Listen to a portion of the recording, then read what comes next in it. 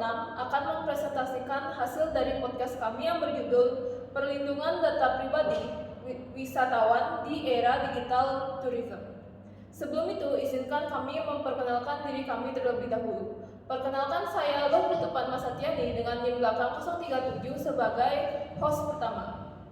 Perkenalkan, nama saya Angelia Joselin dengan NIM akhir 149 sebagai narasumber kedua. Perkenalkan, nama saya Padeko Mangesti Pramani Devi dengan NIM akhir 045 sebagai narasumber 3. Perkenalkan, nama saya Francina S165 dengan NIM akhir 032 sebagai narasumber 1. Perkenalkan, saya Erika Teresa Salagi dengan NIM 103, saya sebagai host 2. Halo semuanya. Halo. Oke, jadi selamat datang di podcast kami. Senang sekali bisa kembali hadir menemani kalian. Pada kesempatan kali ini, kita akan membahas topik yang sangat relevan dengan perkembangan teknologi saat ini, yaitu perlindungan data pribadi wisatawan di era digital tourism. Nah, jadi di era digital ini, hampir seluruh aktivitas perjalanan wisatawan dilakukan secara online. Mulai dari mencari informasi, memesan tiket, sampai melakukan pembayaran. Semuanya melibatkan pertukaran data pribadi yang kemudahan tersebut tertentu memberikan banyak manfaat, tetapi di balik itu juga muncul berbagai tantangan yang perlu kita pahami bersama. Betul sekali, Fatma. Digitalisasi memang membuat aktivitas wisata menjadi jauh lebih praktis dan efisien. Wisatawan kini hanya membutuhkan smartphone untuk merencanakan seluruh perjalanan mereka. Namun di sisi lain, setiap transaksi digital meninggalkan jejak data, mulai dari nama, nomor telepon, informasi pembayaran, alamat email, hingga lokasi kita. Jika data tersebut tidak dikelola dengan baik, tentu dapat menimbulkan berbagai risiko bagi wisatawan. Karena itu, penting bagi kita untuk memahami bagaimana data pribadi dapat dilindungi di sektor pariwisata. Nah, untuk membahas topik ini secara lebih mendalam, hari ini kita akan bersama dengan 3 narasumber kita, yaitu Angel, Francina, dan Esti. Terima kasih sudah bergabung bersama kami. Sama-sama. Terima kasih juga sekali. Oke. Angel, sebagai pembuka, sebenarnya apa yang dimaksud dengan data pribadi dalam industri pariwisata? Oke, data pribadi itu adalah setiap informasi yang dapat digunakan untuk mengidentifikasikan seseorang. Jadi baik secara langsung maupun tidak langsung dalam industri pariwisata itu contohnya kayak ID KTP, nama lengkap, alamat, gitu-gitu tuh adalah riwayat perjalanan seorang wisata gitu. Jadi data-data tersebut itu biasanya dikumpulkan ketika wisatawan melakukan reservasi hotel, menyewa kendaraan atau menggunakan aplikasi perjalanan. Jadi diperlukan agar penyedia layanan itu dapat memberikan pelayanan sesuai, tetapi penggunaannya tetap harus memperhatikan hak privasi wisatawan seperti itu. Kalau begitu, untuk Francina, mengapa data pribadi wisatawan menjadi sangat penting di era digital tourism? Karena hampir seluruh layanan pariwisata saat ini telah terintegrasi dengan teknologi digital. Dari data wisatawan digunakan untuk berbagai keperluan seperti proses reservasi, pembayaran, lalu ada verifikasi identitas, sehingga sampai bisa memberikan rekomendasi destinasi atau layanan sesuai dengan preferensi wisatawan. Nah, digitalisasi ini juga memang meningkatkan kualitas pelayanan karena proses ini tuh bisa menjadi lebih cepat, mudah, dan efisien. Namun semakin banyak data yang dikumpulkan, semakin banyak pula tanggung jawab yang ditanggung-jawabi oleh pengelola untuk menjaganya. Lalu jika terjadi kebocoran data, dampaknya itu bukan hanya merugikan wisatawan secara pribadi saja, tetapi juga dapat menurunkan kepercayaan masyarakat terhadap perusahaan maupun destinasi wisatawan tersebut. Oke, jadi berbicara mengenai risiko, untuk Esti, ancaman apa saja yang bisa terjadi jika data wisatawan tidak terlindungi dengan baik? Ya, jadi kalau bicara soal resiko ya, resiko ini cukup beragam. Jadi yang paling umum itu adalah pencurian identitas, penyalahgunaan data, kartu kredit atau rekening, hingga penipuan yang menggunakan informasi pribadi wisatawan. Selain itu juga data bisa diperjualbelikan kepada pihak ketiga tanpa persetujuan pemiliknya atau bahkan bocor akibat serangan cyber seperti peretasan. Nah, dalam beberapa kasus ini biasanya informasi perjalanan seseorang juga dapat disalahgunakan untuk tindak kriminal. Nah, oleh karena itu biasanya kebocoran data bukan hanya persoalan teknologi ya. Jadi, tetapi juga mencabut rasa aman, hak privasi dan kepercayaan wisatawan terhadap layanan yang mereka gunakan. Seperti itu.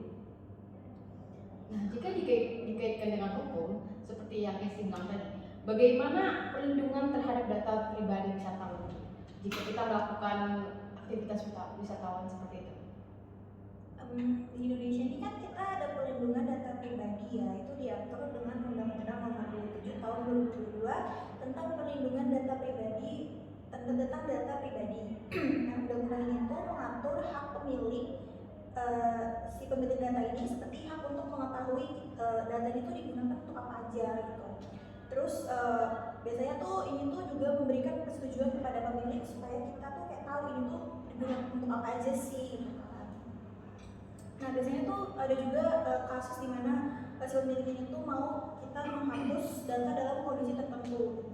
Tapi di sisi lain juga biasanya pengelola data juga memiliki kewajiban untuk menjaga keamanan informasi yang mereka kumpulkan serta bertanggung jawab apabila terjadi penyalahgunaan atau ada kebocoran data. Terus ada juga Undang-Undang Nomor 10 Tahun 2009 itu tentang kepariwisataan yang menegaskan bahwa wisatawan itu berhak memperoleh rasa aman, nyaman, dan mendapatkan perlindungan selama melakukan kegiatan wisata. Jadi perlindungan ini tuh terhadap data pribadi merupakan salah satu bentuk perlindungan tersebut terutama di era digital saat ini. Itu Kak Adika. Oke, mungkin selain hukum nasional, bagaimana jika dikaitkan dengan Global Code of Ethics for Tourism? Dalam Global Code of Ethics for Tourism, jelaskan bahwa pengembangan pariwisata harus tetap menghormati hak asasi manusia, termasuk hak asasi privasi wisatawan.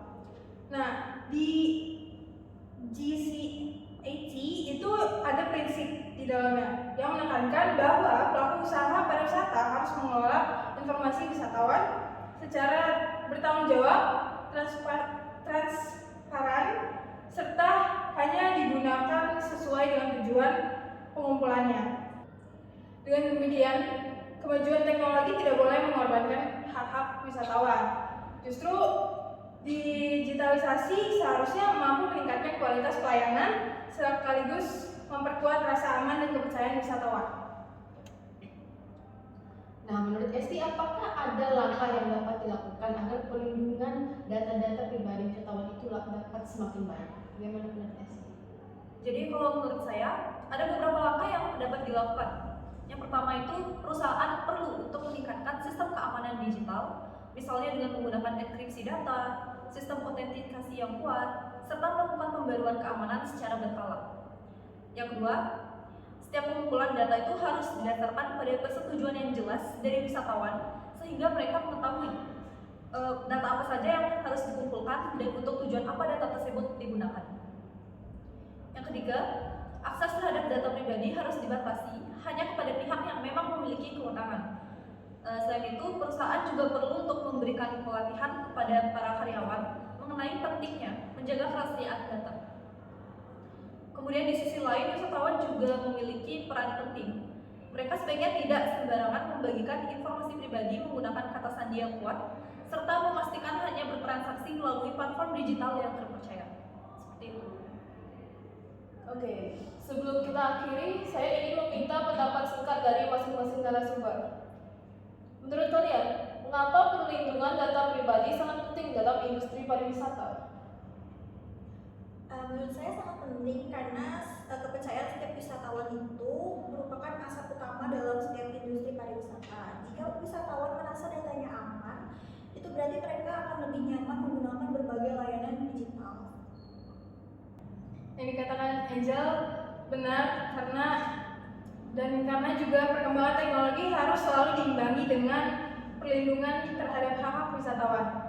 Inovasi digital akan memberikan manfaat yang optimal apabila dibangun di atas prinsip keamanan dan tanggung jawab. Oke, selain itu juga karena menjaga data pribadi berarti menjaga keamanan, kenyamanan, dan juga kepercayaan dari para wisatawan. Jadi perlindungan data itu bukan hanya tanggung jawab pemerintah, tetapi juga pelaku usaha dan wisatawan itu sendiri agar ekosistem pariwisata digital dapat berkembang secara aman dan berkelanjutan. Baik, terima kasih untuk seluruh narasumber yang telah